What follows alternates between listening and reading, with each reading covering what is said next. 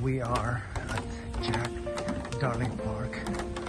This boardwalk was built by the Mississauga government, and it's a beautiful place under the trees.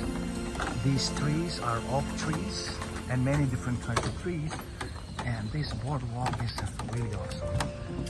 Oh my God, we are so blessed to be living in the city of Mississauga. Wow. And there you see the Lake Ontario. That is Lake Ontario. And it's a lovely place. Yes, it is a lovely place. Wow.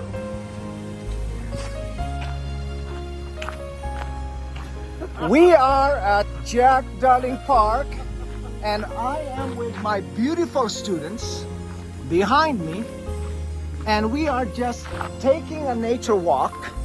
Yeah, we're gonna go and see the beautiful. We are now at Rattray Marsh in the city of Mississauga.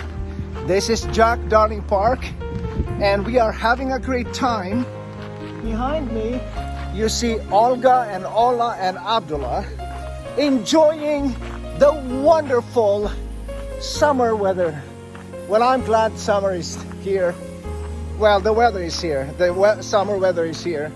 But actually, it's still springtime. Summer begins on June 21st.